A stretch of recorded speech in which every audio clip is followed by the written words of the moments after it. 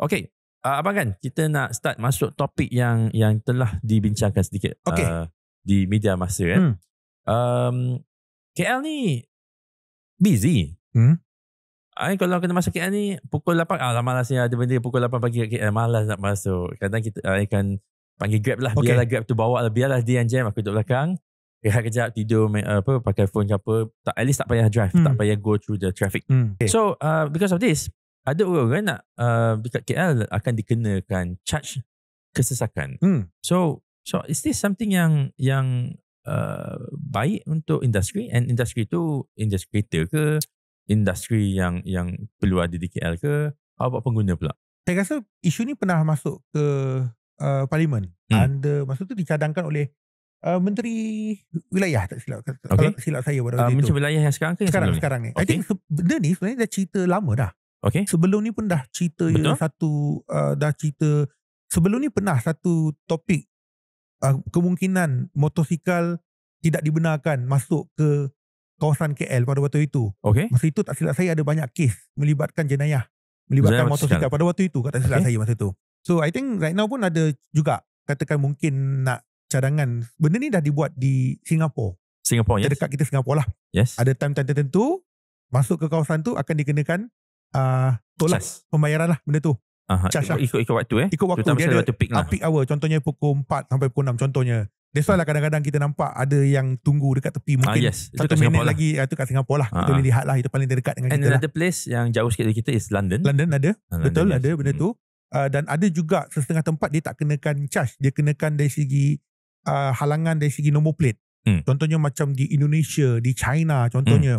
Nombor plate ganjil contohnya boleh masuk Isnin, Rabu, Jumaat. Betul. Yang genap Selasa, Khamis, Sabtu dan Ahad dan sebagainya. Itu yang ada orang pergi beli 2 kereta, satu ganjil, satu genap. Tetapi benefit kepada siapa-siapa yang guna EV, dia boleh masuk ke bandar anytime.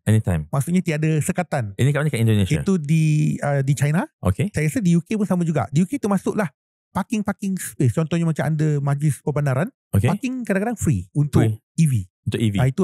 Itulah insentif lah kan, daripada government lah benda tu lah, untuk benda tu.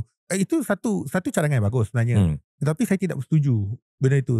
Sebab yang pertama dari segi, of course dari segi kita punya pengangkutan masih lagi belum komplit. Kita belum berada pada satu tahap yang menyeluruh dari segi ekosistem pengangkutan kita. Walaupun sekali kita nampak LRT banyak membangun dan sebagainya. Tetapi banyak lagi tempat-tempat yang kecil ataupun tempat-tempat yang di luar yang tidak disambungkan antara each other benda tu. So, I think itu salah satu faktor utama lah kenapa benda ni tidak boleh dilakukan. I think benda ni disetujui juga oleh menteri yang menyatakan soalan ni pun ditanyakan, dijawab oleh Menteri Pengangkutan yang Anthony Loke katakan beliau pun tidak setuju juga sebab masih lagi belum komplit, masih belum mencapai lagi satu pengangkutan awam yang lebih menyeluruh benda tu. So selagi benda tu tidak lengkap lagi tu tak boleh buat. Then of course siapa yang berani buat benda tu, kita kena tengok. Kita kena tengok ini kalau melibatkan politik. Sebab benda ni melibatkan kadang-kadang melibatkan politik juga. Kadang benda tu kena ada political will. Siapa yang berani buat? Kalau dia buat confirm benda tu akan kena maki hamun dan sebagainya benda tu. So siapa yang berani buat? Kalau buat pula berapa yang dikenakan? So that's why lah banyak yang perlu dikonsiderkan benda tu. Dan saya rasa benda tu memang kena buat daripada sekarang. Bukan sekarang, sebenarnya daripada dulu lagi. Saya rasa at least kena ada perancangan 10 ke 15 tahun benda tu. Dan kalau nak buat sebenarnya enforcement tu penting. Cuma masalah kita lah kita buat, kita lack of enforcement dari segi penguasaan benda tu. So penguasaan nak kena denda ke apa ke dan sebagainya. So bagi saya cadangan tu adalah cadangan yang bagus untuk mengurangkan kesesakan benda tu. Tapi bagi masa sekarang ni masih lagi tidak boleh dilakukan. Saya rasa mungkin dalam tempoh 5 tahun pun tidak mungkin benda ni boleh dibuat. Saya rasa kalau 5 tahun pun tak siap, maybe 10 tahun pun tak siap buat benda ni, adakah congestion di KL ni akan jadi lebih baik? Hari demi hari lebih banyak kereta dijual. Saya rasa rekod tahun lepas paling tinggi sekali, lebih 817,000 kereta dijual. Yes, paling tinggi dan kita mengatasi Thailand. Ini on top of the kereta yang telah pun ada di jalan raya. Ya, tambah lagi. Kereta yang ada jalan raya ditambah lagi dengan kereta baru. And then tahun ni pula expectation dalam 700,000 lagi. Kenapa tahun ni sikit pula?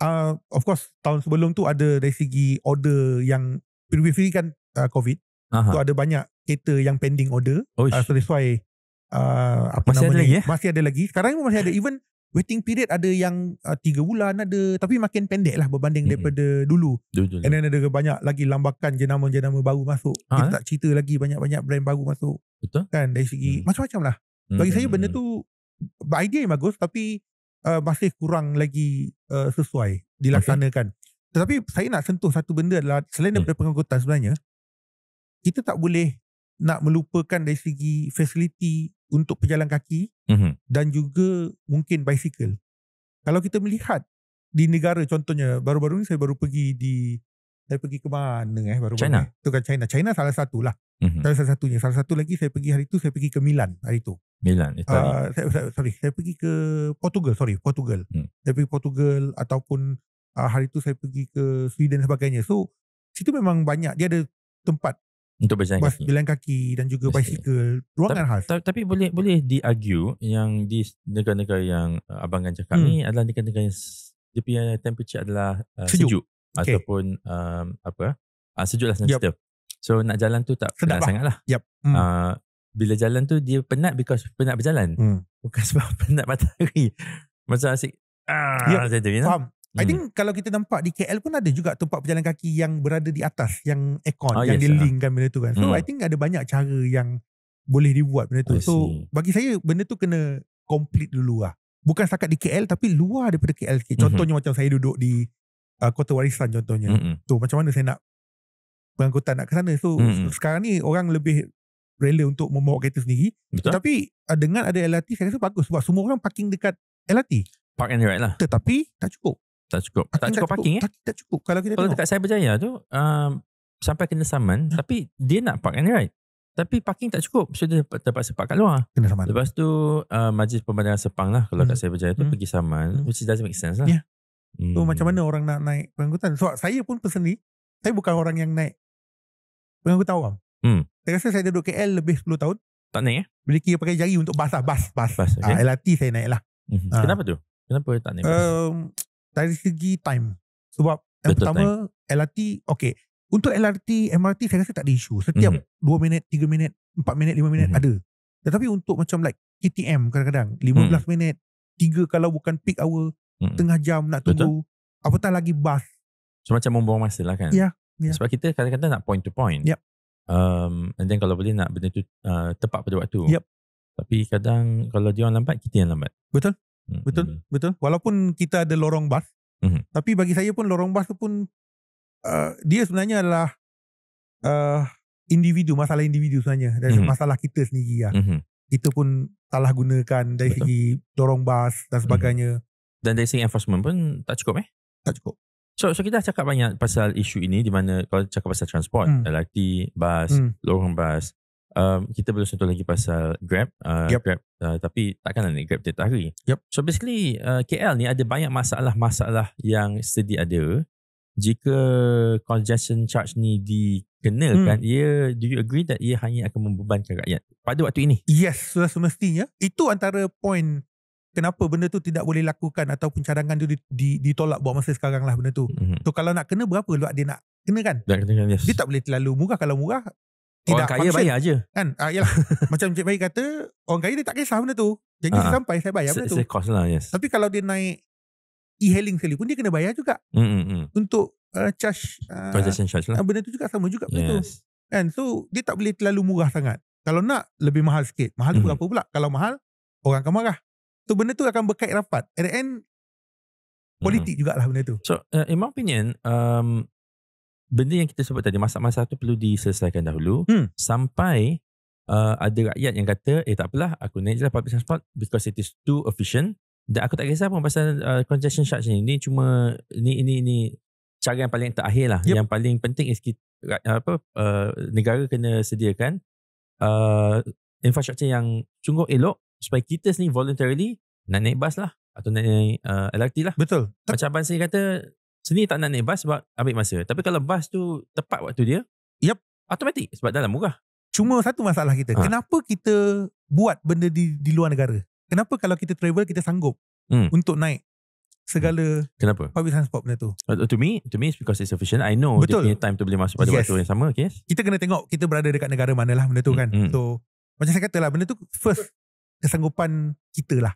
kita sendiri yang nak terima benda tu dulu. Benda tu. Tapi kalau tanya saya, harga murah sebenarnya. Macam kalau if using the pass, monthly pass, maybe dalam RM50 yang you boleh naik everything, I think it's cheap sebenarnya, agak murah sebenarnya. Okay, since abang kan cakap pasal kereta in your channel and whatnot, bukankah benda ni contrary to what the government needs?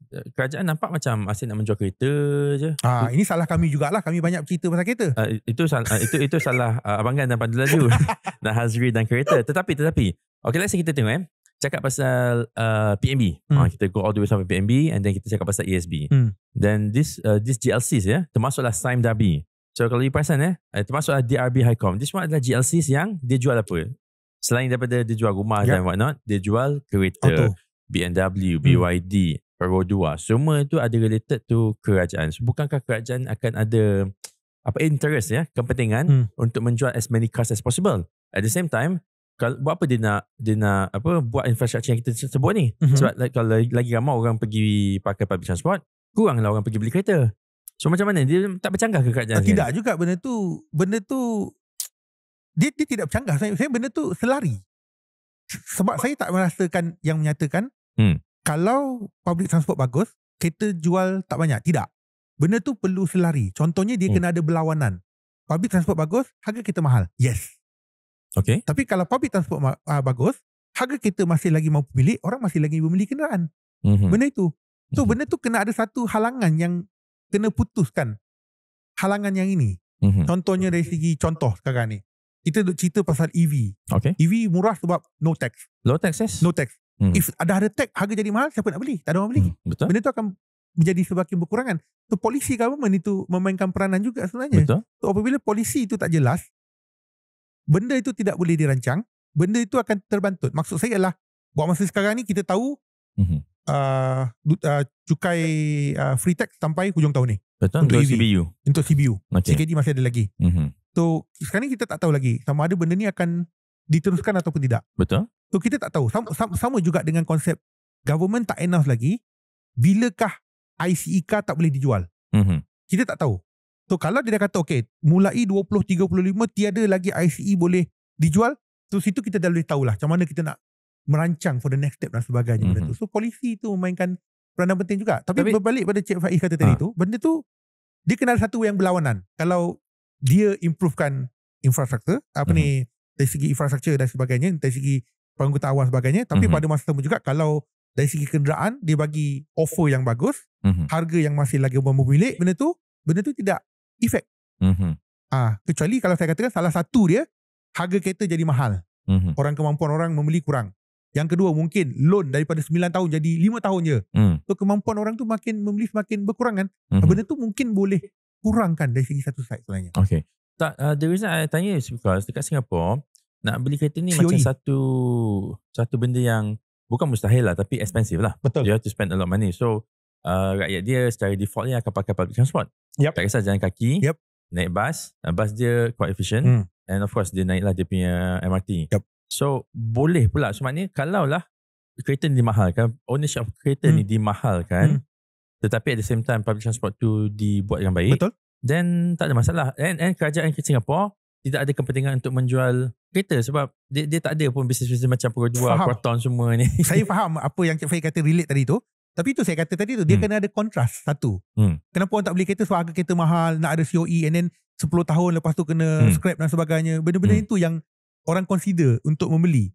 So that's why bagi saya right now apa yang tengah berlaku sekarang ni adalah leasing program. Memang dah ada company yang buat leasing program. You are not own the car, you just guna 3 tahun, lepas 3 tahun you tak nak, you let go, you bagi balik. Benda tu. So leasing program adalah antara program yang bagus sebenarnya. Yang bagi saya yang you tak own the kereta tu. Kan sama juga dengan leasing program, especially dari segi brand-brand premium lah. Memang mereka ada buat benda tu. Kan you bayar harga lebih mahal, tapi the car is not yours. Maintenance tak payah buat, you buat benda tu. So maknanya you tak ada kepentingan dekat kereta tu. So you tak nak guna, just let go benda tu. Dan saya nampak benda tu akan berkembang dengan akan berkembang lagi lah dari segi leasing program.